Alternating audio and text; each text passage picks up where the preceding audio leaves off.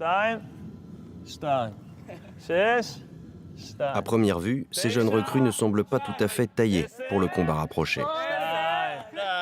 Mais Baruch, l'instructeur, est confiant. Oui, ils seront prêts.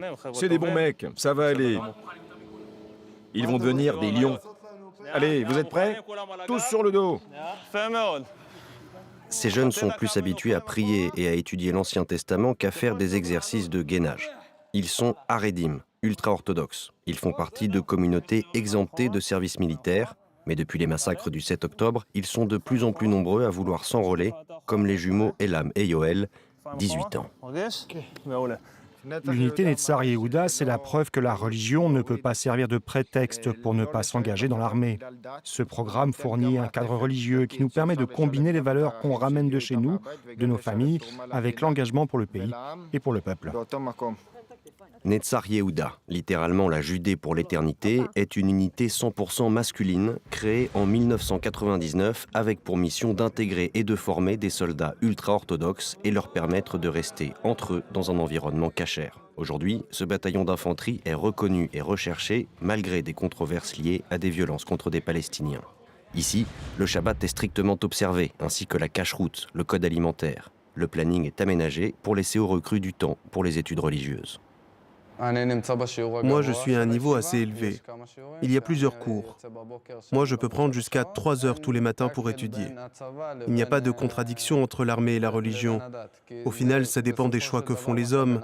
Si quelqu'un veut se détourner de Dieu, il peut utiliser l'armée pour le faire. Celui qui, au contraire, veut s'élever peut aussi le faire dans l'armée. Allez, on y va, tranquille. 3 tours. L'engagement de jeunes ultra-orthodoxes dans les forces armées reste un tabou plus ou moins accepté dans leur famille. Bien sûr que ma famille préférait que je sois dans une yeshiva, mais mon père a été combattant lui-même. Et ça ne change rien qu'on défende le pays avec l'étude de la Torah ou en combattant. Et en ce moment, le pays a le plus besoin de nous physiquement. Mais bien sûr, ma famille m'accepte comme je suis. Je peux revenir chez moi même en portant l'uniforme. Je n'ai aucune crainte. D'autres n'ont pas cette chance. Certains sont rejetés par leur communauté, voient leurs propres enfants expulsés des écoles religieuses. Alors pour cela, comme pour ceux loin de leur famille, Netzar Yehuda fournit des logements.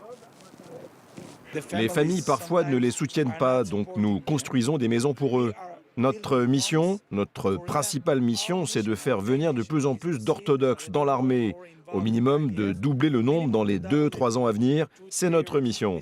Parce que nous pensons que nous devons faire partie intégrante de la société, surtout dans une période comme celle-ci. Ce jour-là, à Kiryat Yovel, quartier de Jérusalem, une cérémonie religieuse est organisée.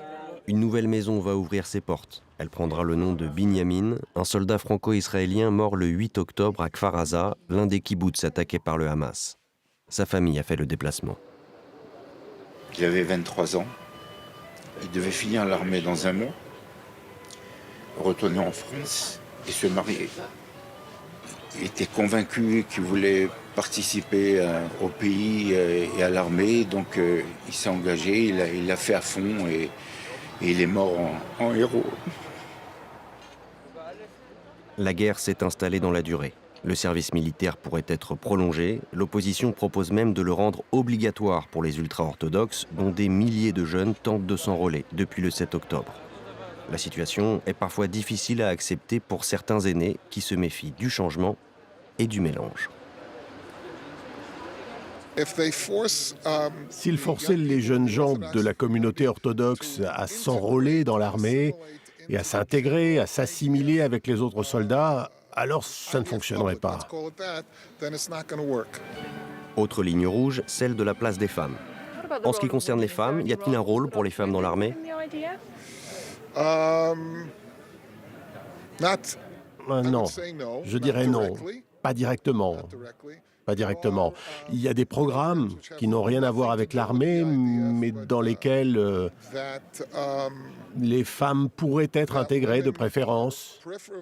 Des cours informatiques, ou plutôt des programmes informatiques, et des choses de cette nature. Et ça aide certainement l'armée, mais ça n'est clairement pas connecté directement à l'armée.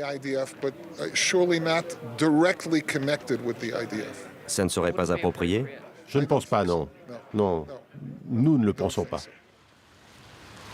Dans les communautés haredim, les femmes, leur chasteté, leur modestie, leur pudeur sont des questions sensibles. Nous nous en apercevons dans le quartier ultra-orthodoxe de Ramat Eshkol, à Jérusalem. Nous, on s'est engagés en priant pour le peuple d'Israël et grâce aux prières et parce que le peuple respecte le code religieux et s'habille correctement, on va gagner si Dieu le veut. Parce que les femmes révèlent leurs jambes, les soldats sont blessés aux jambes. Et quand les femmes révèlent leurs épaules, automatiquement, les soldats sont touchés aux épaules et aux mains. En tant que juive orthodoxe, ma place n'est pas à l'armée en ce moment. Je suis à l'école. Et plus tard, Ça dépend de ce que je ferai, mais si j'élève une famille, je devrais rester avec les enfants.